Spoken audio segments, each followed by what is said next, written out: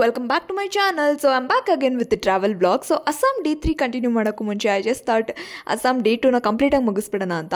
And ಇಂದಿನ video Kamakhya Devi temple ಆಗಿದಾಗ ಒಂದಿಬ್ಬರು ನನಗೆ ಇನ್ಸ್ಟಾಗ್ರಾಮಲ್ಲಿ DM ಮಾಡಿದ್ರು what is about the tickets ಅಂತ, because as they are planning to go. So ನಾನು ಇಂದಿನ ವಿಡಿಯೋದಲ್ಲಿ ಟಿಕೆಟ್ಸ್ ಬಗ್ಗೆ ಅಷ್ಟು ಕ್ಲಾರಿಟಿ ಕೊಟ್ಟಿರಲಿಲ್ಲ. So I just thought tickets ಬಗ್ಗೆ ಹೇಳಿಬಿಟ್ಟು ಆಮೇಲೆ ನೆಕ್ಸ್ಟ್ ವಿಡಿಯೋ ಕಂಟಿನ್ಯೂ ಮಾಡೋಣ ಅಂತ. So actually 3 types of tickets ಬರುತ್ತೆ. ಅದರಲ್ಲಿ ಒಂದು ಬಂದುಬಿಟ್ಟು ಜನರಲ್ ಕ್ಯೂ. ಸೊ ಇದರಲ್ಲಿ ಬಂದುಬಿಟ್ಟು ಯಾವುದೇ ರೀತಿ ಟಿಕೆಟ್ಸ್ ಏನೂ ಇರೋಲ್ಲ. ಬಟ್ ಜನರಲ್ ಕ್ಯೂ ವೀಕೆಂಡ್ಸಲ್ಲಿ ಹೋದರೆ ನೀವು 5 to 6 hours ದರ್ಶನಕ್ಕೆ ಆಗುತ್ತೆ, ಬಿಕಾಸ್ ಅಷ್ಟು ರಶ್ ಇರುತ್ತೆ. ಆ್ಯಂಡ್ ವೀಕ್ ಡೇಸಲ್ಲಿ ಮಿನಿಮಮ್ ಅಂದರೆ 4 hours ಆಗೇ ಆಗುತ್ತೆ. ಆ್ಯಂಡ್ ನಾನು ಎಕ್ಸಾಜರೇಟ್ ಮಾಡಿ ಹೇಳ್ತಿಲ್ಲ, ಇದು ಆ್ಯಕ್ಚುಲ್ ಫ್ಯಾಕ್ಟ್. ಅದು ಮಿನಿಮಮ್ ಅಂದರೆ 4 hours ಆಗೇ ಆಗುತ್ತೆ.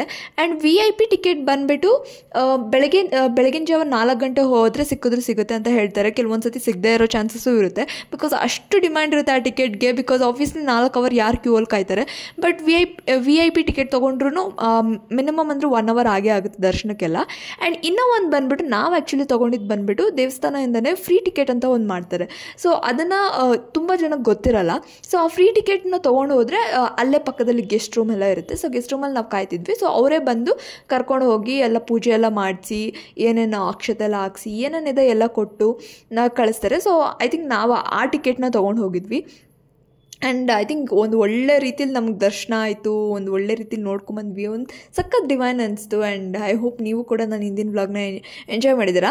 So coming back again with 2 days vlog. So actually Kamakhya Devi temple ಹೋಗಿ ಬಂದಾದಮೇಲೆ ನಾವು ಅಲ್ಲೇ ಹತ್ರದಲ್ಲಿ ಅಸ್ಸಾಂ ಸ್ಟೇಟ್ ಝೂ ಇತ್ತು. ಸೊ ಅಲ್ಲಿಗೆ ಹೋಗ್ಬಿಟ್ಟು ಬಂದ್ವಿ. ಆ್ಯಂಡ್ ಸ್ಟೇಟ್ ಝೂ ಅಲ್ಲಿ ಏನಂದರೆ ಇನ್ನೂ ಒಂದು ಏನಂದರೆ ಆ್ಯಂಡ್ ಇಲ್ಲಿ ಏನಂದರೆ ನಾವು ಟಿಕೆಟ್ ತೊಗೊಂಡು ಹೋದ್ರೂ ಅಷ್ಟು ವೆರೈಟಿ ಆಫ್ ಅನಿಮಲ್ಸ್ ಏನಿರಲಿಲ್ಲ. ಇನ್ಫ್ಯಾಕ್ಟ್ ಬರೀ ಬೋಟ್ಸ್ ಅಷ್ಟೇ ಕಾಣಿಸುತ್ತೆ, ಎಷ್ಟೊಂದು ಕಡೆ ಅನಿಮಲ್ಸೇ ಇರಲಿಲ್ಲ. ಆ್ಯಂಡ್ ಇನ್ನೂ ಒಂದೇನಂದರೆ ಪ್ರೊಟೆಕ್ಷನ್ ಅಷ್ಟು ಚೆನ್ನಾಗಿರಲಿಲ್ಲ. ಆ್ಯಂಡ್ ಸುಮ್ಮನೆ ಮೇಲೆವರೆಗೂ ಫೆನ್ಸಿಂಗ್ ಮಾಡಿದ್ದಾರೆ. ಕೋತಿಗೆಲ್ಲ ಮೇಲೆವರೆಗೂ ಫೆನ್ಸಿಂಗ್ ಮಾಡಿದ್ರು, ಅದು ಫೆನ್ಸಿಂಗ್ ಹಾರ್ಕೊಂಡು ಬರುತ್ತೆ. ಇಟ್ ವಾಸ್ ಪಾಯಿಂಟ್ಲೆಸ್ ಅಲ್ಲಿ ಫೆನ್ಸಿಂಗ್ ಎಲ್ಲ. And basic variety of animals ಅಷ್ಟೇ ಇದ್ದಿದ್ದು. 1-2-3 ವೆರೈಟಿ ಮಂಕೀಸ್ ಇತ್ತು, ಆಮೇಲೆ ಟೈಗರ್ ಇತ್ತು, ಆ್ಯಂಡ್ 1-2-3 ವೆರೈಟಿ ಡಕ್ಕು, ಬರ್ಡ್ಸು, ಆಮೇಲೆ ಸ್ನೇಕ್ಸ್ ಇತ್ತು, ಬೇರ್ ಇತ್ತು. ಸೊ ಇಷ್ಟೇ ಬೇಸಿಕ್ ಅನಿಮಲ್ಸ್ ಅಷ್ಟೇ ಇದ್ದಿದ್ದು. ಬಟ್ ನನಗೆ ಸೇಫ್ಟಿ ವಿಚಾರವಾಗಿ ಅಷ್ಟು ಇಷ್ಟ ಆಗಲಿಲ್ಲ, ಬಿಕಾಸ್ ಆರಾಮಾಗಿ ಸ್ನೇಕ್ಸ್ ಎಲ್ಲ ರೋಡಲ್ಲಿ ಓಡಾಡ್ತಾ ಇತ್ತು. ಅಷ್ಟು ಕೂಲಾಗಿ ಕಾಮಾಗಿತ್ತು, ಯಾರೂ ತಲೆನೂ ಕೆಡ್ಸ್ಕೊತಿರ್ಲಿಲ್ಲ.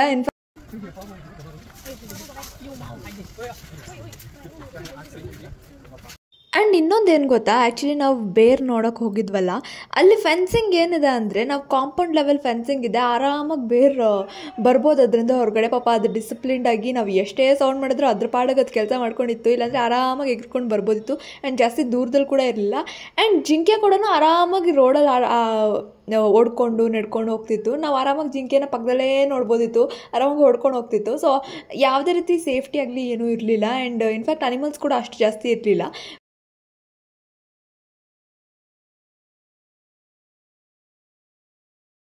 ಆ್ಯಂಡ್ ಅಲ್ಲೇ ಪಕ್ಕದಲ್ಲಿ ಒಂದು ಮ್ಯೂಸಿಯಮ್ ಇತ್ತು. ಆ್ಯಂಡ್ ನನಗೆ ತುಂಬ ಇಷ್ಟ ಆಗಿದ್ದು ಅಸ್ಸಾಂ ಸ್ಟೇಟ್ ಝೂ ಅಲ್ಲಿ ಆ ಮ್ಯೂಸಿಯಮ್ಮೇ ತುಂಬ ಚೆನ್ನಾಗಿದೆ. ಇನ್ ಕೇಸ್ ನೀವು ಹೋದರೆ ವಿಸಿಟ್ ಮಾಡ್ಕೊಂಬನ್ನಿ. ಇನ್ಫ್ಯಾಕ್ಟ್ ಫೋಟೋಗ್ರಫಿ ವಿಡಿಯೋಗ್ರಫಿ ಅಲವರೆಲ್ಲ ಇದ್ದಿದ್ರೆ ಡೆಫಿನೆಟ್ಲಿ ನಾನು ತೋರಿಸ್ತಿದ್ದೆ.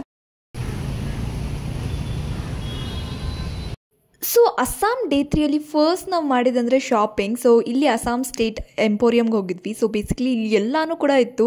ಆ್ಯಂಡ್ ಕಂಪ್ಲೀಟ್ಲಿ ಅಫೋರ್ಡೆಬಲ್ ರೇಂಜಲ್ಲಿ ಇತ್ತು.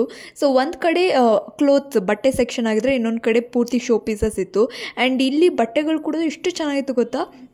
ಆ್ಯಂಡ್ ಶೋ ಪೀಸಸ್ ಬಂದರೆ ಕಂಪ್ಲೀಟ್ ವುಡನ್ ಮತ್ತು ಬ್ಯಾಂಬೂ ಕಲೆಕ್ಷನ್ಸೇ ಇದ್ದಿದ್ದು ಎಲ್ಲನೂ ಕೂಡ. ಸೊ ಬ್ಯಾಂಬೂಯಿಂದ ಬುಟ್ಟಿಗಳಾಗಿರ್ಬೋದು, ಶ್ಯಾಂಡಲಿಯರ್ಸ್ ಆಗಿರ್ಬೋದು, ಬ್ಯಾಸ್ಕೆಟ್, ಬ್ಯಾಗ್ಸ್, ಪೌಚಸ್, ಆಮೇಲೆ ವಾಸಸ್, ಆ್ಯಂಡ್ ಸಾಕಷ್ಟು ರೀತಿ different variety of flowers. And ದಿಂಬನ್ನು ಕೂಡ ಇದರಲ್ಲಿ ಮಾಡಿದ್ರು, ಬ್ಯಾಂಬೂಲ್ಲಿ ಮಾಡಿದ್ರು. ಸಖತ್ ಇಷ್ಟ ಆಯಿತು. ಆ್ಯಂಡ್ ನಾವು ಇನ್ಫ್ಯಾಕ್ಟ್ ತುಂಬ ತೊಗೊಂಬಂದ್ವಿ.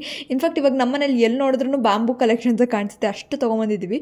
ನನಗೆ ತುಂಬ ಇಷ್ಟ ಆಯಿತು. ಸೊ ಆಲ್ಮೋಸ್ಟ್ ಒಂದು ಬೆಳಗ್ಗೆ 10 ಗಂಟೆಗೆ ಹೋದವರು 12-1ವರೆಗೂ ಅಲ್ಲೇ ಶಾಪಿಂಗ್ ಮಾಡ್ಕೊಂಡೇ ಇದ್ವಿ.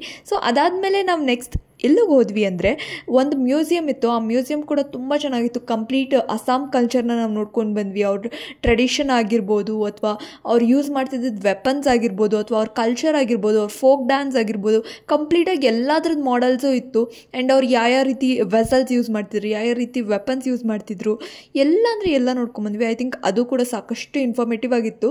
ಬಟ್ ಇನ್ಫ್ಯಾಕ್ಟ್ ನಮಗೆ 4:30ಗೆ ಫ್ಲೈಟ್ ಇತ್ತು. ನಾವು 2:33 ಅಷ್ಟರಲ್ಲೆಲ್ಲ ಏರ್ಪೋರ್ಟಲ್ಲಿ ಇರಬೇಕಿತ್ತು. ಬಟ್ ನಾವು ಆ್ಯಕ್ಚುಲಿ ಸ್ವಲ್ಪ ಲೇಟ್ ಆಗೋಯಿತು. 2:30 ಆದ್ರೂ ನಾವು ಇನ್ನೂ ಮ್ಯೂಸಿಯಮಲ್ಲೇ ಇದ್ವಿ. ಇನ್ಫ್ಯಾಕ್ಟ್ ಫುಲ್ ರಶಲ್ಲಿ ಹರಿಯೆಲ್ಲ ನೋಡ್ಕೊಂಬಂದಿದ್ದು. ಬಟ್ ನೋಡಿದ್ರೂ ಕೂಡ ಅಷ್ಟೇ ಖುಷಿ ಆಯಿತು ನಮಗೆ.